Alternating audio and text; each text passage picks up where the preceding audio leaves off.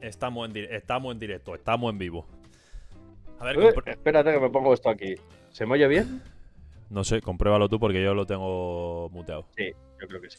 Se oye bien, ¿no? Perfecto, sí. A ver, pero no sé por qué te estaba oyendo a ti. ¿Habla? Hola, Ah, hola, no. hola. Vale, bien. Vale, pues hemos vuelto con las entrevistas. Hemos cambiado el día como veréis, lógicamente porque, oye, el miércoles es 1 de enero, ¿no? Si no me equivoco. Año nuevo, y es un día para pasar con la familia y no para que tengamos aquí a nadie engañado haciéndole una entrevista, como ha pasado los últimos miércoles. Así que esta semana la hemos cambiado al lunes. Semana que viene, el día 6 cae en lunes, si no me equivoco, que es el Día de Reyes, ¿no? Así que el Día de Reyes se conectará aquí su vieja. Si quiere conectarse el Edu, un saludo, te puedes conectar. Yo estaré jugando con los regalos. Y el miércoles sí que podemos ver otra entrevista. Que además, como estoy de vacaciones, te cambio el turno. Ya ves. Pues podemos organizarlo un poco mejor. Para hoy tenemos a una persona que yo creo que el tema en sí ya da para, lo estábamos hablando ahora mismo, da para estar aquí en 3 podcasts. Y más tal y como está la situación en España.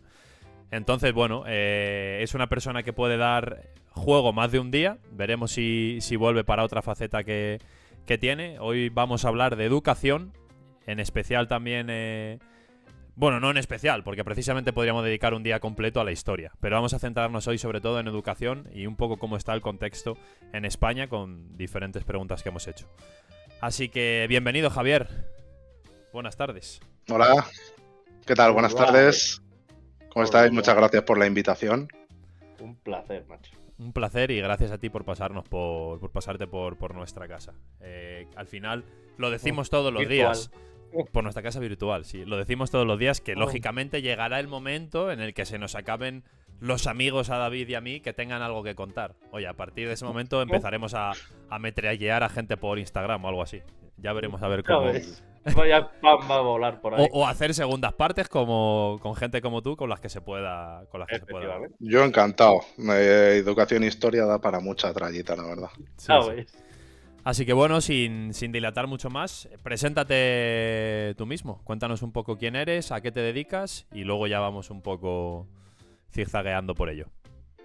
Muy bien, pues nada, como bien ha dicho Pablo, mi nombre es Javier. Yo estudié el grado de Geografía e Historia, especializándome en la Edad Media, en Historia, y luego hice el máster de profesorado y acabé siendo profe de Geografía e Historia. He estado dando tumbos entre concertada, pública y demás, y nada, pues llevo ya, no sé, son 5 o 6 añitos de seguido dando clase en centros, y antes estuve, pues no sé, a lo mejor 5 o 6 años más dando clases particulares. De historia no, porque dicen que la historia solo hay que memorizarla, pero daba física, mates, química, lo que me pedían. Menos lo mío, lo que me pedían. Y nada, opositando varios años también. Y bueno, pues ya cuando entraremos un poquito más adelante, pero también ahora en el cole en el que estoy trabajando, que es un concertado, pues estamos metiendo cosas de tecnología y demás. De Minecraft, cosas de esas en el aula para intentar modernizar un poquito el sistema educativo español, que en muchos sentidos da pena, por no decir otra cosa, la verdad. Todavía escribiendo en piedra algunos alumnos. Pues casi, la verdad. No te voy a engañar que casi. Luego pero bueno, no. Hablaremos sobre ello. Eres profe, licenciado, como ha dicho, en Geografía e Historia. ¿Crees que esa parte de profesorado tuyo es vocacional? Al final vas a la historia, me imagino, porque te gustaba, y a la geografía porque te gustaba un poco un tema. ¿Tenías claro que querías ser profesor o cómo es ese camino, no? Acabo historia, geografía y acabo de profesor. Pues mira, yo el bachillerato que hice fue el tecnológico y el biológico a la vez, cuando nos dejaban hacerlo juntos. Hice un primer año de informática porque yo he estado siempre entre la informática y la historia, han sido mis pasiones. Pero me di cuenta que la informática era más, pues yo programar por mi cuenta, cacharrear, montar, desmontar y no ponerme a estudiar una carrera para luego vete tú a saber qué. Entonces, después de ese año de informática me metí en la historia y desde el momento en el que entré en la historia yo tenía muy claro que quería ser profe. porque justo esa asignatura creo que es ideal para generar debate en los chavales, intentar inculcarles un poco de mente crítica, que se piensen las cosas. Al final, matemáticas, física, tal, es un poco más de fórmulas, o al menos así es como se hacen en el colegio, y historia, filosofía, te permite un poco más de cancha para debatir con los chavales y intentar hacerles ver que, pues, cómo funciona un poquito la vida antes de que salgan del colegio. Que la Tierra no es plano, básicamente. No, exactamente. No. Y nada, vocacional 100%. Esto yo creo que prácticamente a cualquier profe que le preguntes que lleve tiempo y quiera seguir en ello, te va a decir que si no hay vocación es una profesión que se hace muy cuesta arriba y bastante pronto. Bastante pronto. ¿Crees que es importante que en esta profesión, la mayoría de profesionales que haya, sea algo vocacional, ¿no? Como tú dices, al final es el día a día con muchos alumnos, mucha gente que pasa por vuestras manos, mucha gente que también parte de su personalidad se genera en el instituto y no sé si verdaderamente todo es vocacional, porque lógicamente habrá gente que acabe siendo profesor por X o por Y, o por que sea una salida dentro de su rama que entienda que es más, no sencilla, sino que a lo mejor una salida, digamos, al funcionariado, por ejemplo. ¿Crees que es importante, por lo tanto, esa parte vocacional, teniendo en cuenta que estás formando a futuros adultos? Yo lo veo básico. El hecho de no tener vocación implica que seguramente tengas delante un profesor o una profesora que, con todos mis respetos a todos mis compañeros y compañeras, no le guste estar ahí. Y eso los chavales y los chicos y chicas lo notan. Y se dan cuenta de que este está aquí, pues, por recibir un sueldo, como podría estar en una empresa, como podría estar en cualquier sitio. Y los chavales en esas edades son esponjas.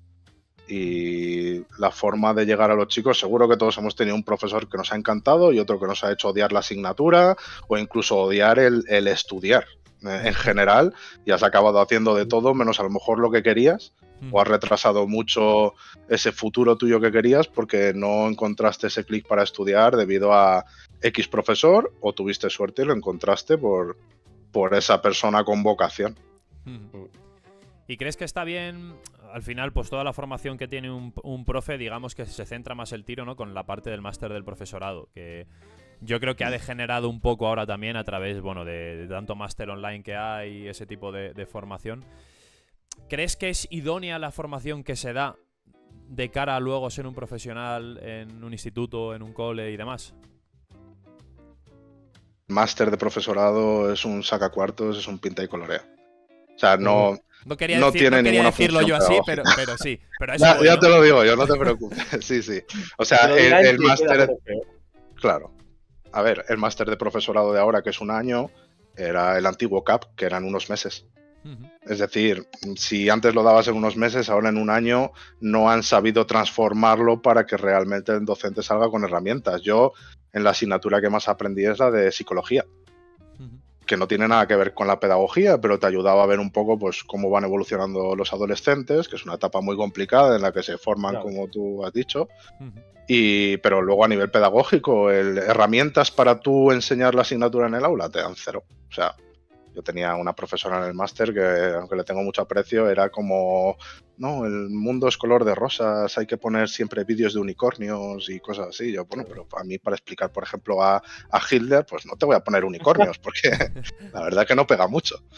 Pero nada, eso, a mí me parece que no... Si estuviese bien enfocado sería la leche, sería uno de los máster más útiles, yo creo que hay, que pudiera haber. Pero tal y como está enfocado, no, es un sacacuartos. O sea, que tiene más relleno eso que un capítulo de Dragon Ball. Vamos, o sea, de verdad, pinta y colorea. Ibas a clase porque te pasaban lista. Con esto de Bolonia es como estar en el instituto, en la universidad. Pero si no, o sea, a mí me dan los apuntes al principio del curso y puedo perfectamente... O sea, no tengo ninguna necesidad de ir a clase. En prácticamente ninguna asignatura de ese máster. A eso iba yo, ¿no? Que en una profesión que verdaderamente a lo largo de la etapa profesional estás formando a tantísima gente en muchos más ámbitos que la asignatura, ¿no? La formación previa que se dé al profesor no sea tan útil para el profesional, porque en un año a mí me parece muy difícil lo que tú decías, que te den las herramientas suficientes o... ¿No? ¿Crees que a través de las propias, por ejemplo, carreras universitarias, si alguien tiene muy claro que es vocacional y quiere ser profesor, se debería empezar o dar la posibilidad de orientar ciertas carreras o parte de la carrera hacia la didáctica, hacia ese tipo de formación para que fuera... Hombre, Yo creo que sí, o sea, tú eliges bastantes optativas a lo largo de la carrera. No creo que esté de más poder, o sea, yo por ejemplo en historia hice una asignatura porque tenía que hacerla para mi itinerario de Edad Media que es numismática, es decir, estudiar moneditas antiguas. Ya ¿En está. serio? Y fueron 4 meses de, pues no, mira, aquí tienes este simbolito, aquí tienes esto, tal, no sé qué. Yo a mí esto, sabiendo que voy a ser profesor, no me vale para nada. No te sirve. Ponme una asignatura de, pues mira, aquí tienes una serie de herramientas para explicar la Edad Media, ya que yo me iba a dedicar a ello, o yo qué sé, cosas así. Hay muchas asignaturas en las carreras que están de relleno, que si se cambiaran por algo un poco más pedagógico, también la gente se daría cuenta antes de meterse en el máster si es lo que quieren o no, porque eso pasa mucho también. Sí, que entras al máster y a lo mejor a mitad dices, esto no es para mí. Sí, o lo acabas porque ya lo has pagado, pero cuando haces el primer año en el aula dices, esto es una mierda, esto no me mola, a mí los chavales estos son un coñazo, yo no quiero tener nada que ver con ellos. Y si pusieras eso, o pusieras prácticas, igual que tienes que hacer prácticas en las carreras, pues a lo mejor si tú sabes que estás enfocado a eso, no esperes al final del máster. A lo largo de la carrera ponme unas prácticas, aunque sea de un mes en un centro, para yo empezar a ver si es lo que quiero o lo que no quiero. O sea, que no había ni prácticas. Sí, bueno, mis prácticas fueron en la secretaría de la universidad. Que ya ves tú, ¿para qué me vale eso? Ya. Vale, pues vamos si quieres ya a hablar sobre educación en general, ¿no? Sabemos al final cuáles son los pasos que tenemos que dar para llegar al profesorado. Es importante que sea algo vocacional, yo ahí estoy totalmente de acuerdo.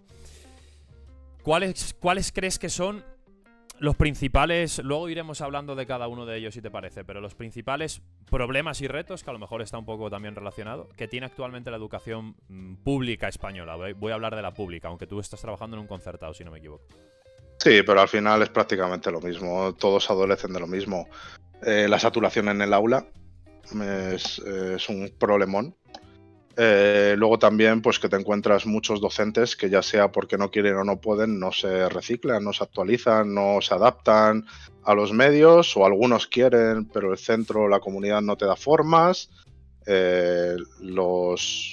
Hay una disparidad muy grande, tanto dentro de las clases, que hay segregación en el aula, como en distritos y barrios dentro de la propia ciudad de Madrid. O sea, no es lo mismo un instituto en San Blas que uno en La Moraleja, que uno en Las Rozas, que en cualquier sitio. Y eso para un profesor, aparte de complicar mucho su labor, es que es doloroso incluso.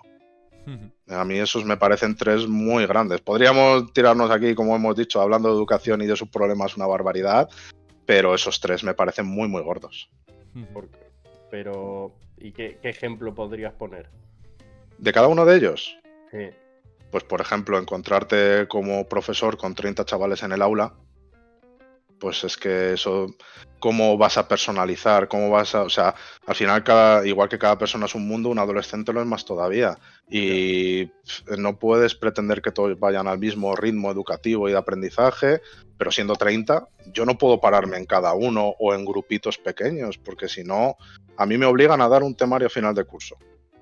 Si yo tuviera 20 en clase, que es lo que me parece a lo mejor que sería un buen número, pues podría personalizar y pararme un poco más, pero con 30 es imposible. O sea, yo lo siento mucho, pero si quieren que dé un temario a final de curso y que también personalice y ayude a este que tiene TDA, a este que tiene dislexia, a este que no sé qué, a este que tal, pues o una cosa o la otra, pero con tantos en clase no se puede.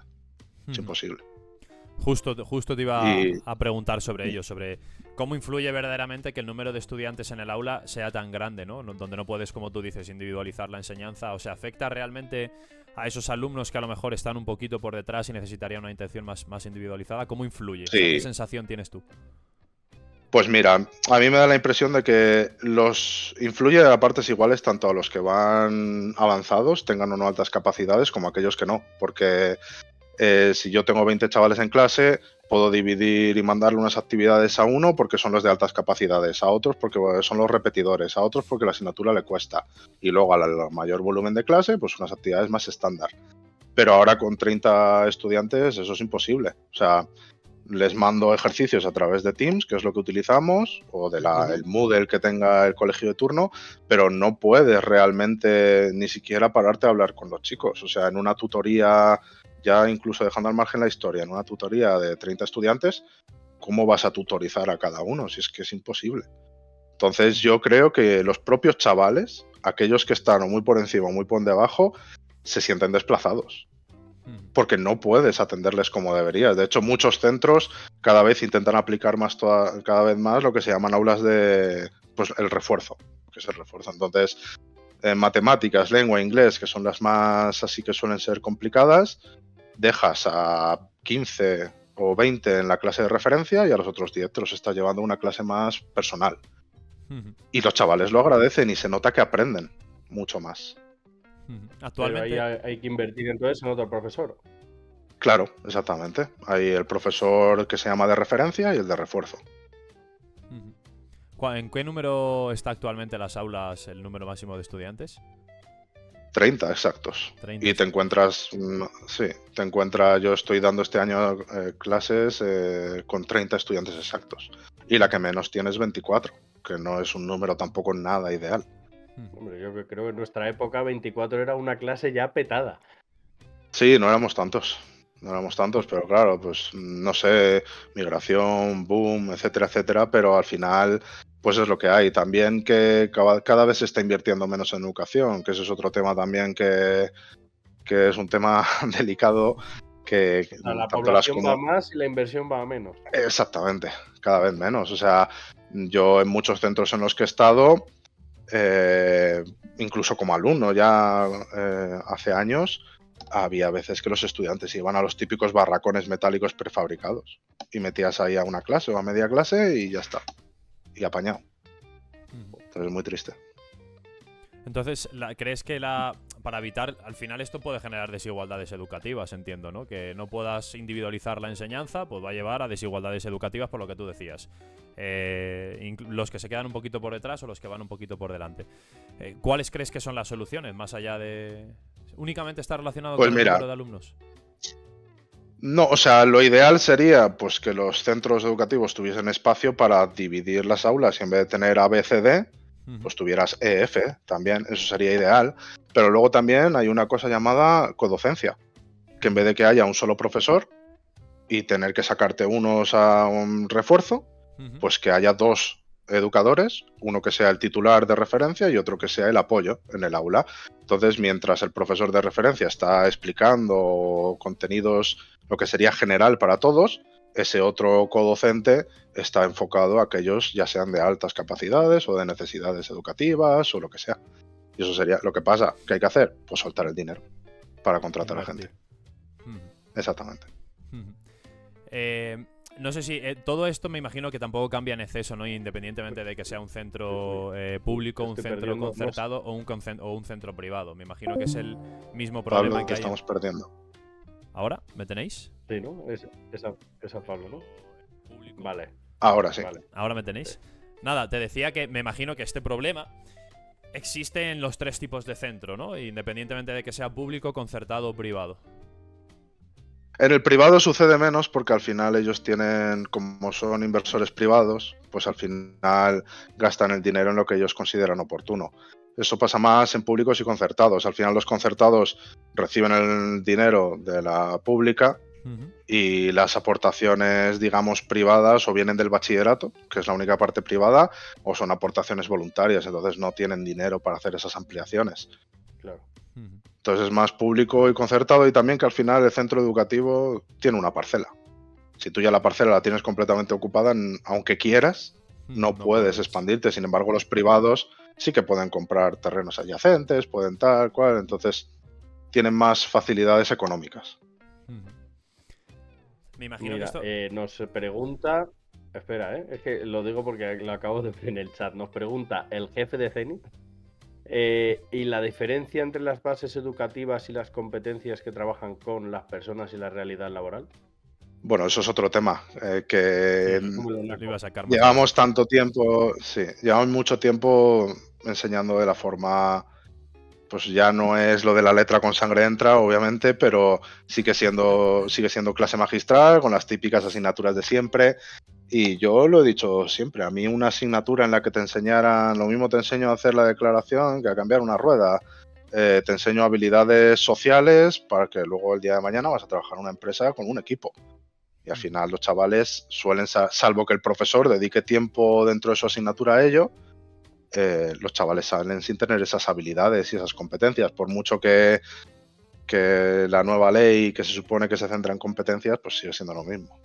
Al final enseñas de la misma manera. Esas habilidades y también, sobre todo, incluso esas asignaturas que al alumno le puedan hacer decidir hacia dónde va, ¿no? Porque, por ejemplo, lo que tú has dicho, tema de economía y de saber hacer una declaración de la renta, tema de anatomía para saber si a lo mejor me puedo ir hacia esa rama. Y al final es información relevante que luego puedes utilizar en tu día a día o que incluso es cultura general, por así decirlo. Totalmente. Ya que hemos abierto este tema, explica un poco para aquella gente que no sepa, pues un poco lo que son las competencias, lo que es el trabajo por competencias y en qué se diferencia de lo que había antes. Vale, pues hace no mucho, que este es otro de los problemones, que cada vez que cambia el gobierno te cambian la ley educativa y nos tienen a todos locos. Hace no mucho salió la LOMLOE, que las leyes anteriores se centraban en contenidos, por así decirlo, ¿no? En estudiar, básicamente en conocimientos. Y ya la LOMLOE lo que hace es centrarse un poco más en competencias. Se supone que te dan una serie de habilidades que el estudiante tiene que aprender al acabar la ESO, que se llama perfil de salida, y es pues la competencia digital, la plurilingüe, la tal, pues una serie de competencias que se supone que incluyen todas las herramientas que un estudiante va a necesitar de cara a su vida futura, a su vida adulta, ya sea bachillerato, universidad, trabajo y todo. Sí. Sobre el papel eso está muy bien. O sea, sería ideal centrarte en que un chico pues aprenda a utilizar la tecnología, que aprenda tal, pero claro, hay en ciertas asignaturas en las que, siendo realistas, eso es muy difícil de aplicar. Es decir, tú tienes que enseñarle a un niño, me voy a meter con matemáticas porque es la más clara, tú tienes que enseñar a un niño a hacer fracciones. Pues eso no tiene mucho que ver ni con la plurilingüe, ni con la digital, ni con la, yo qué sé, ni con la emprendedora, ni con prácticamente ninguna competencia. Entonces, ¿qué haces? Lo maquillas. A nosotros nos ponían, Jaimito tiene 4 manzanas, se compra 2 y le regala una a su hermano. ¿Cuántas manzanas tiene? Pues ahora, en vez de hacer ese tipo de desarrollos en los problemas, los intentas aplicar con situaciones de aprendizaje que se llaman, que es básicamente pues poner ejemplos de su día a día. Tienes que calcular la parábola que hace un balón, pues le pones a Joaquín del Betis tirando un penalti, en vez del típico dibujito que nos ponían a nosotros. Pero más allá de eso, es que habría que cambiar mucho lo que es el esqueleto de asignaturas, porque si tú cambias la ley, te pides que enseñen competencias y habilidades en vez de conocimientos, para ello tienes que cambiarnos también ciertas asignaturas a la hora de explicarlas, pero es que eso no lo han cambiado nada. ¿Pero como qué o como cuáles? Pues por ejemplo, el tema de las ciencias, que es las que más problemas tienen con esto, porque al final las de sociales, dentro de lo que cabe, podemos adaptarlo un poco más a la realidad del estudiante. Sí. Pero si tú tienes que enseñarle a un niño el movimiento rectilíneo uniforme, eso al niño no le va a valer de nada. A lo mejor lo que tienes que hacer es intentar adaptar la asignatura para que, aprovechando esa velocidad, esa aceleración y ese temas, pues aplicarlo a la automoción, por ejemplo. De alguna manera, intentar darle una vuelta a esa asignatura, no para que se convierta en mecánica, pero sí para que el niño aprenda la fórmula que tiene que aprender, pero también aprenda algunas nociones de lo que es un coche. Porque no sé vosotros, pero yo salí del instituto sin saber prácticamente lo que era una bujía, a no ser que me interesara a mí. Ya, esto es verdad, es verdad. Y así con todo. El tema y... Estas competencias... Eso es, al final eras tú. Sí. No, perdona que te corte, que estas competencias se tienen que desarrollar entonces en todas las asignaturas, ¿verdad? Hay un número de competencias. En todas las asignaturas y en todos los cursos, sí. Según la ley, tú tienes una serie de... Pues tienes 8 competencias, que son las competencias clave. Esas te las desglosan en unas llamadas específicas y estas son las que tú tienes que dar en cada curso y en cada asignatura. Se supone que es una adaptación de la competencia a la asignatura, pero son muy genéricas, son muy vagas. Tú las lees y es... el estudiante comprende los cambios que se producen a lo largo de la Edad Media. Y digo, vale, bueno, pero esto no es una competencia. O sea, tú me estás diciendo enseñarle la teoría de la Edad Media, pero te lo pongo bonito y un poco adaptado a lo que te pide la Unión Europea. O sea, ¿crees que y tú... Dale tú, David. No, te iba a decir tú, o sea, yo por ejemplo, ya que estamos hablando del tema en concreto de la educación, Yo, por ejemplo, he visto que mis hermanos, los dos más pequeños, se fueron siendo bastante jóvenes a Noruega. Y claro, a mí me chocó mucho que aquí, pues realmente no se le daban muy bien los estudios. Y coño, por ejemplo, inglés, creo recordar que apenas, yo no sé si llegaban a saber, por ejemplo, los colores. Y fue llegar a Noruega y se volvieron muy buenos en clase, y no solo eso, sino trilingües, inglés, noruego y español. ¿Eso Es cómo coño se hace? Pues que muchos países europeos lo que han hecho ha sido reducir mucho el ratio de estudiantes por clase, que eso facilita muchísimo la adaptación de una asignatura a las necesidades del estudiante, y también ellos sí que llevan años aplicándolo a este método competencial. Entonces, tú llegas aquí y en primero de la ESO das el verbo to be, los colores. Llegas a segundo y vuelves a dar el verbo to be y los colores y un poquito más. Entonces el avance es muy lento. A nivel práctico y a nivel de conocimientos. En los otros países, como es una educación más continuista, no rompe tanto lo del año anterior, y aparte también trabajan desde muy chiquititos todo ese tema de competencias, del cómo se aprende, no solo el proceso de aprendizaje, sino de cómo tienen que aprender los chicos y las chicas. Pues eso facilita mucho a los estudiantes. Al final, los adolescentes son esponjas. Si tú das con la tecla, lo van a aprender. La diferencia es que no es lo mismo dar con la tecla teniendo 30 que teniendo 12 o que teniendo 15 en clase. Es que al final gran parte del problema reside en eso.